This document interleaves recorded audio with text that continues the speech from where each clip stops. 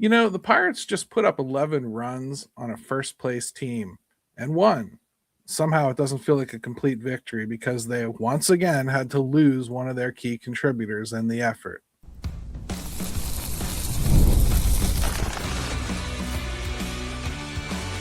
You are Locked On Pirates, your daily Pittsburgh Pirates podcast, part of the Locked On Podcast Network, your team every day. What's going on, everybody? Welcome back to Locked On Pirates, part of the Locked On Podcast Network, your team every day. I'm Gary Morgan, lifelong Pirates fan, former contributor to Sports Illustrated, and I've been covering this team for years now. Today's episode is brought to you by FanDuel, the biggest stage in world soccer's here. Let there be goals on FanDuel. Visit FanDuel.com to get started right now.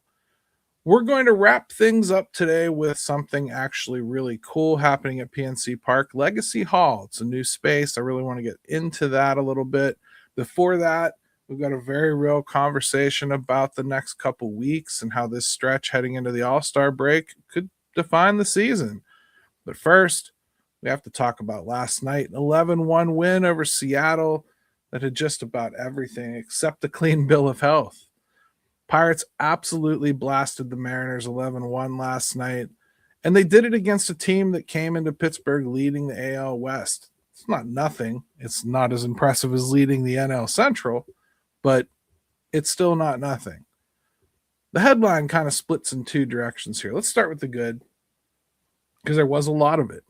After falling behind 1-0 in the first inning, thanks to 3 straight singles from Crawford, Raleigh, and Julio Rodriguez, it looked like Seattle might just keep rolling. Instead, the Pirates flipped the entire game on its head. The 4th inning, Brian Wu looked great in this ballgame. I mean, unhittable great in this ballgame until the 4th inning. 5 runs, and it wasn't cheap. Endy Rodriguez delivered a go-ahead 2-run double. Tyler Callahan followed up with a triple. Then you get Jake Mangum and Esmerlyn Valdez, who was popped into the game to replace Spencer Horwitz. Man, that was nice lineup depth. That's traffic. That's what offense is supposed to look like. And they didn't stop there. They tacked on 4 more in the 7th, highlighted by Ryan O'Hearn, who had himself a night. 4 for 5 with 2 doubles, driving the ball with authority. Endy finished with 3 RBIs. O'Hearn was great, like I said. Brian Reynolds chipped in late. 11 unanswered runs against the first-place club. That's the kind of win that should feel like a turning point. Let's talk about the pitching a little bit, because Braxton Ashcraft certainly deserves his flowers. 6 innings, 10 strikeouts, no walks. He's the first Pirates pitcher since at least 1901 to have multiple starts in a season with 10 plus strikeouts and 0 walks. He's really been probably one of the most undertold stories in Major League Baseball this year. He's been a dominant pitcher. He's on the top of all of the lists that you would want to look at for who's doing well as a starting pitcher. He's been great. We spent a lot of time wondering what that back end of this rotation could become. Ashcraft is starting to answer that question in a big way.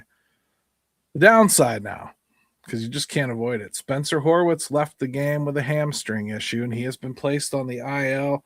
Jack Brannigan has been called up for the time being, and I put it that way because it's very unlikely to me that Jack Brannigan's going to see an awful lot of playing time. First, Esmerlyn Valdez can play first base, so can Ryan O'Hearn.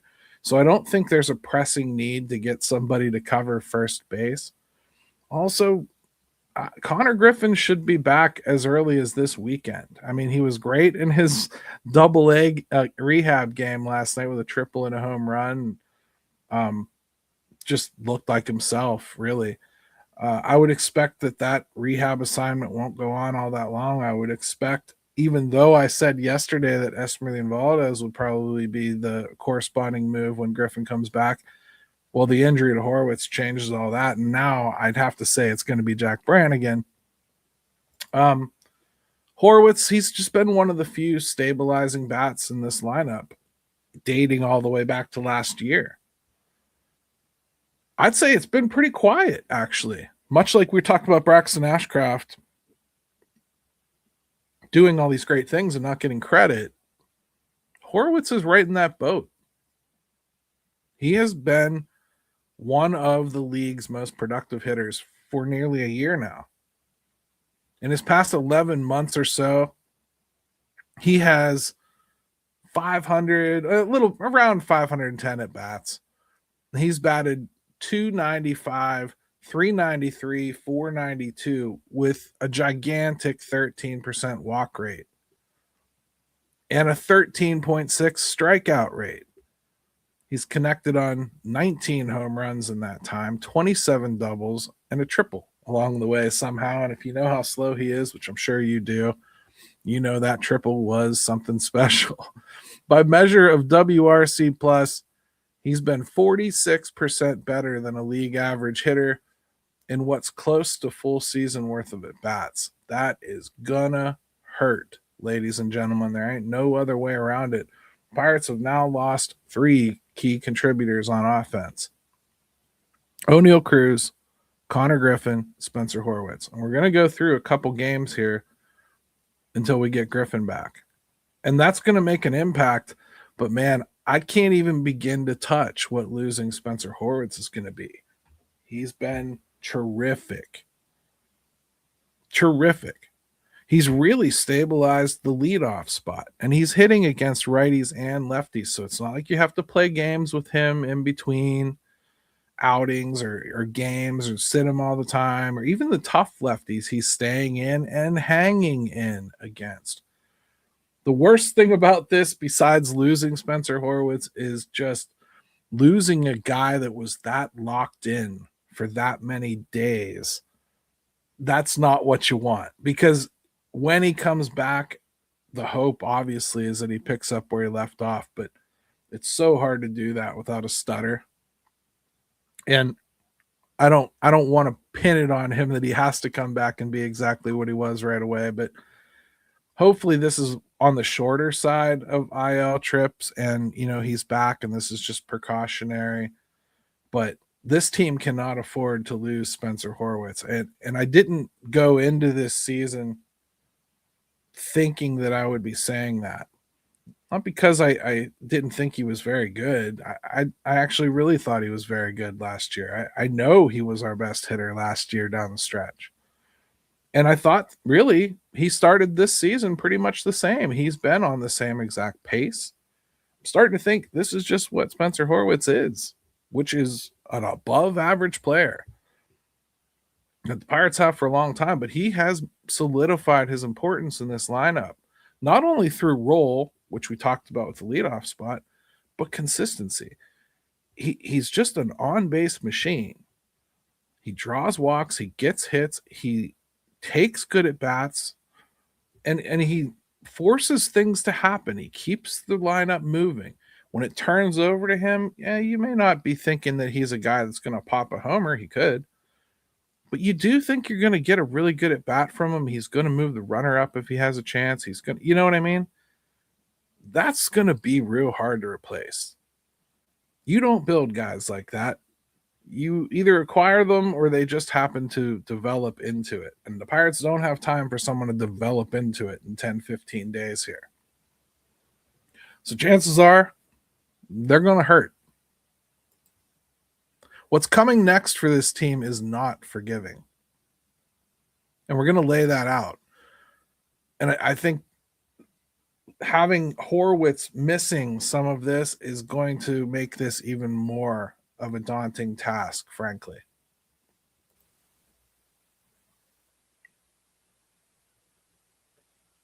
Guys, let's talk for a second.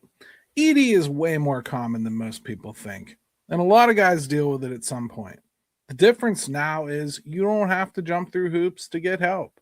HIMS offers a simple, convenient way to take care of your health by connecting you with licensed healthcare providers online, so you can get access to personalized treatment options right from home. No awkward appointments, no waiting around at the pharmacy, just a straightforward process that makes it easier to get care. And honestly, that's the biggest thing here, because when something already feels uncomfortable to talk about, the last thing you want is a complicated process. Being able to start online on your own time makes taking the first step feel a whole lot easier. To get simple online access to personalized, affordable care for ED, hair loss, weight loss, and more, visit hims.com/lockedonmlb. That's hims.com/lockedonmlb for your free online visit. hims.com/lockedonmlb. Prescription required. See website for details and important safety information.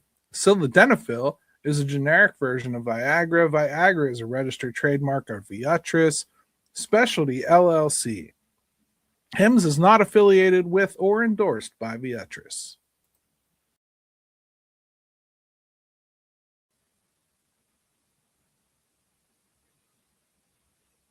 The biggest stage in world soccer is here, and every match just feels like it's one moment away from completely flipping. One goal changes everything, the momentum, the energy, the entire game, and that's what makes tournament soccer so addictive from start to finish. And now FanDuel is giving you another reason to stay locked in with every goal pays. You can get bonus bets for every goal scored in a match, more goals, more bonus bets. All you have to do is turn on your token. The match I've got my eye on is the USA versus Turkey. Feels like one where both teams could generate chances, and those are the ones that get fun in a hurry when goals start stacking up. That's what I love about these tournaments. You might turn on a match you didn't even plan to watch, and then one goal hits, and suddenly you're all in. The tension ramps up fast, the pace picks up, and before you know it, you're locked into every single attack the rest of the way. And now you actually get to benefit from every goal that goes in, from the opening whistle to the final kick. Let there be goals on FanDuel. Visit FanDuel.com to get started now.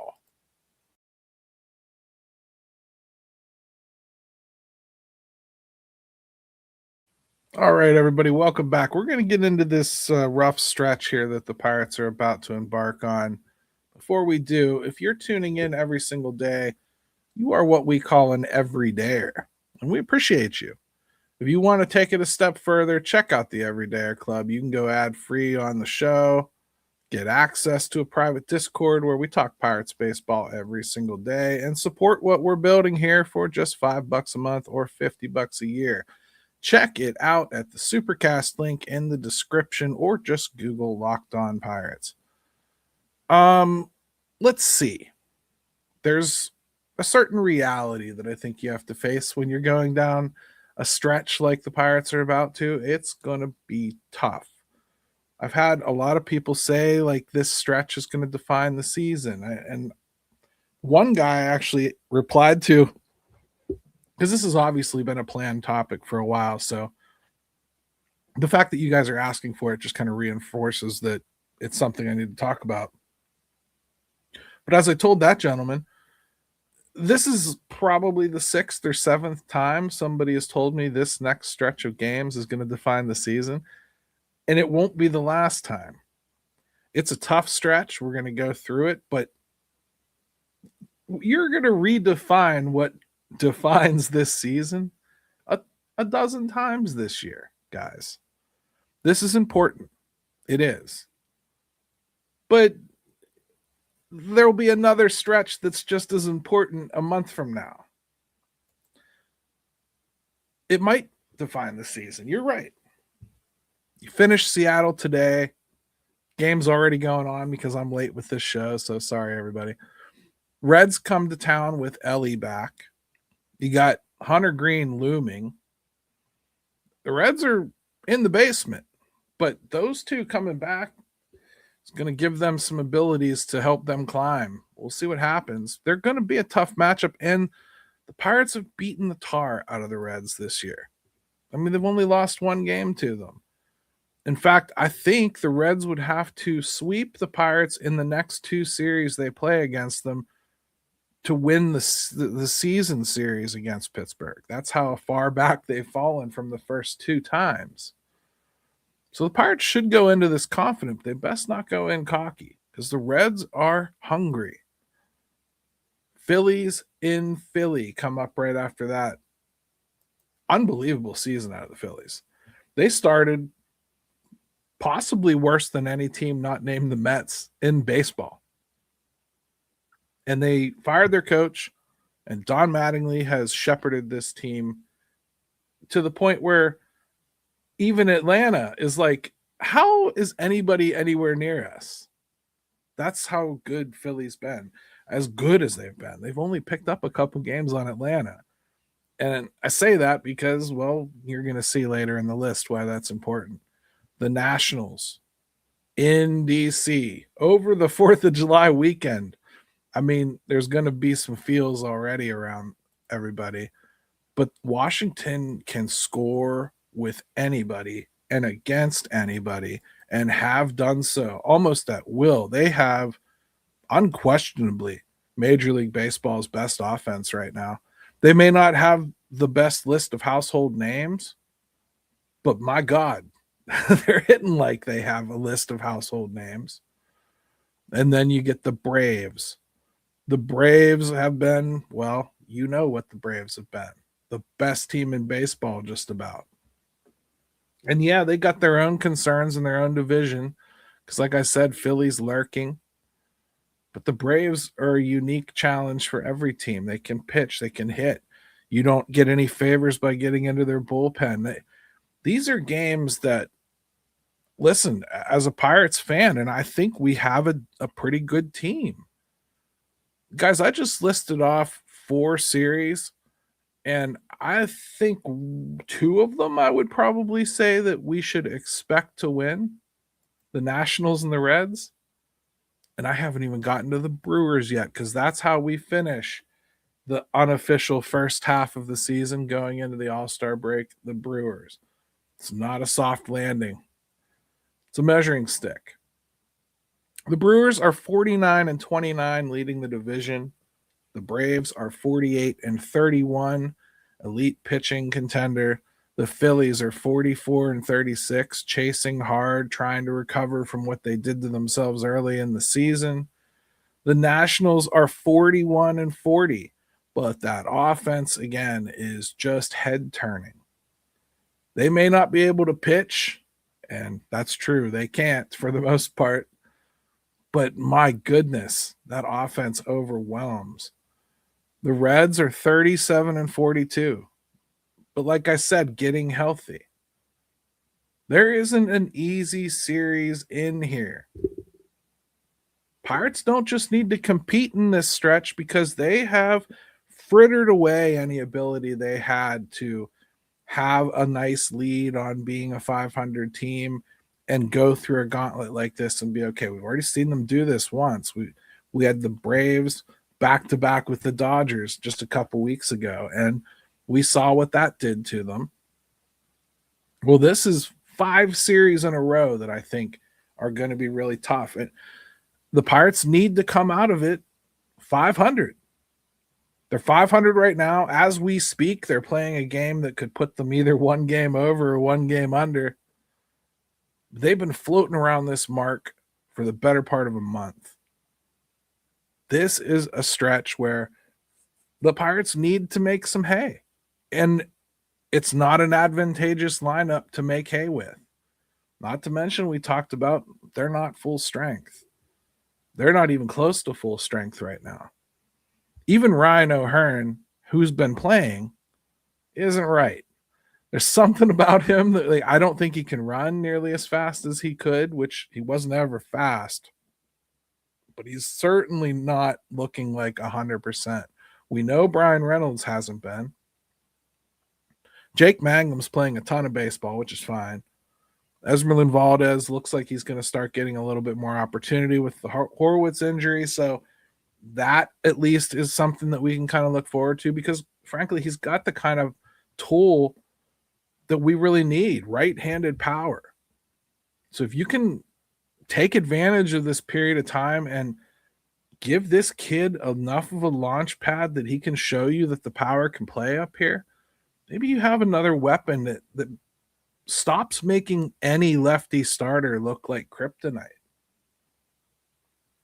That's what I want to see in this stretch. I mean, obviously, I want to see Konnor Griffin come back and impact this lineup as well. And we won't be full strength, but maybe if Valdez can pick up the slack and at least provide 50 to 60% of what Spencer Horwitz was. And Griffin comes back and takes Triolo out of the everyday starting position that he's been in and improves the lineup that way, maybe gives them a more true leadoff hitter in the absence of Spencer Horwitz. I mean, they're going to use Jake Mangum for a while here. I'm not wild about it. But he has been on a tear too, hitting over 300. Maybe it'll look better than it did last time they had him up there. I just, again, get uncomfortable with the bad swings early and whatnot, and I feel it's hard for whoever's in the on-deck circle to really pick up anything off of your at-bat when it goes like that. This stretch, though, they need more than to just compete. They need to win the series at home. They need to steal at least one on the road in each of these series, and they need to hopefully have the injuries stop piling up. Because if this stretch here goes sideways, you're not talking about staying in it anymore. You're talking about the deadline being a few cursory additions that pretend like you're trying. If they hold their own, I think you're having a very different conversation.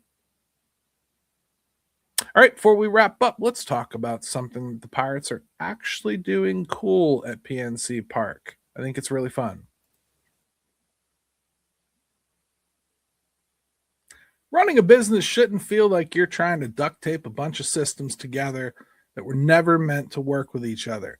You've got one app for accounting, another for inventory, another for sales, and somehow none of them actually talk to each other. That's where Odoo comes in. Odoo is an all-in-one business management software that brings everything together in one place. Sales, accounting, inventory, marketing. It's all connected. So your team can move faster, stay organized, and focus on actually growing the business instead of managing 5 different platforms. And when you think about it, the best organizations, whether it's in business or baseball, win because everything is aligned. You can see it when a team makes a move and it just fits.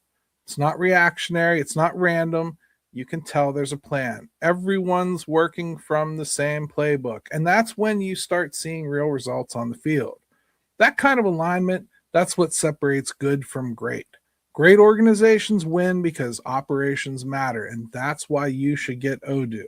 Try for free today at odoo.com/lockedon. That's odoo.com/lockedon.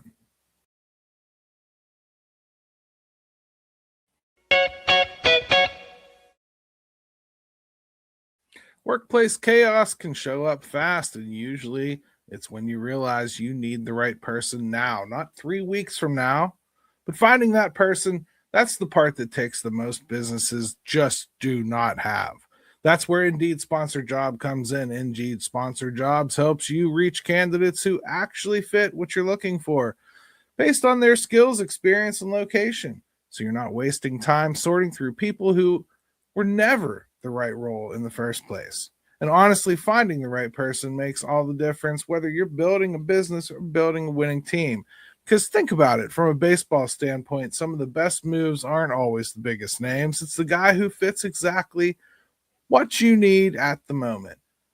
Brings the right skill set, the right approach, and suddenly everything just works out better.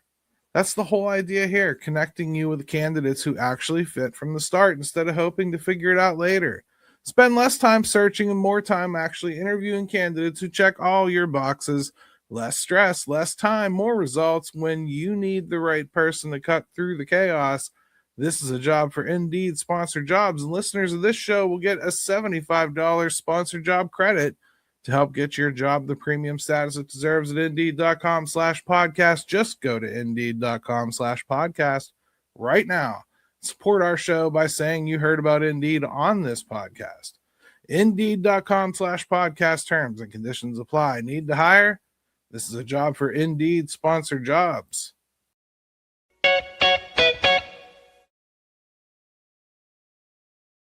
Hey, everybody, welcome back. This is going to be something fun to talk about. The Pirates have done something pretty cool here. It's unveiling Legacy Hall at PNC Park. And history is obviously very important to Pittsburgh.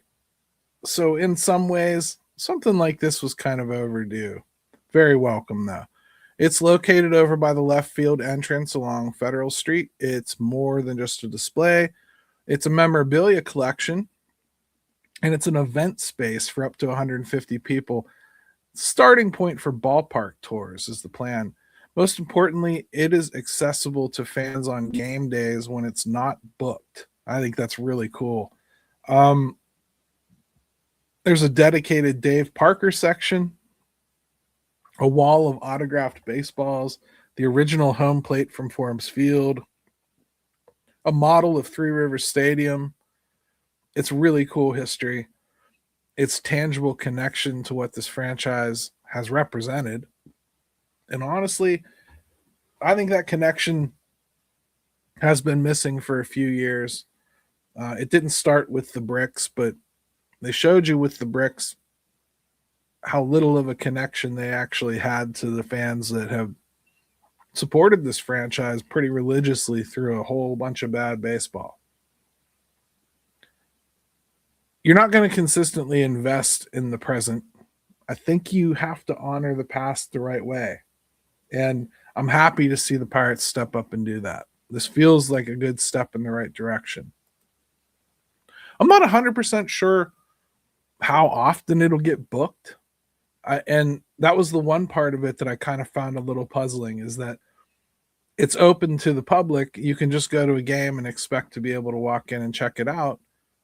But if it's booked up, you won't be able to. So I wonder how many fans are going to, pick up tickets and think that they're going to be able to check out this attraction and then not be able to. So I do hope they have some kind of a window during the game or towards the beginning, even if you get in early before the game starts, like an hour before, maybe it's not taken up and you're able to go in and check it out. We'll see how it all plays out, but pretty cool stuff, honestly. And this is the stuff that Travis Williams is directly involved in, the fan interaction, the fan experience type stuff. And on this front, I think he has personally taken a step forward this year. They've done some very good things in 2026. First, rectifying the brick situation, even if I still don't necessarily prefer the way they chose to do it. At least they're up. At least they're visible.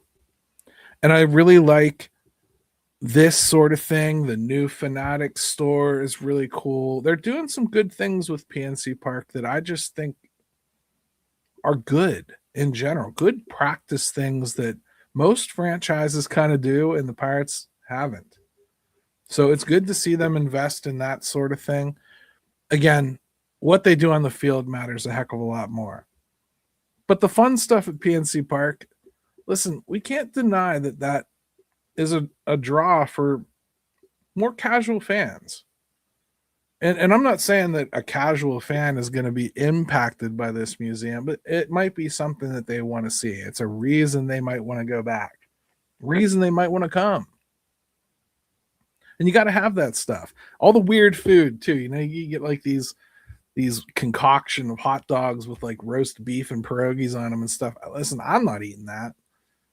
But there might be 100, 200 people that want to come to the ballpark just to try some silly concoction of a meal.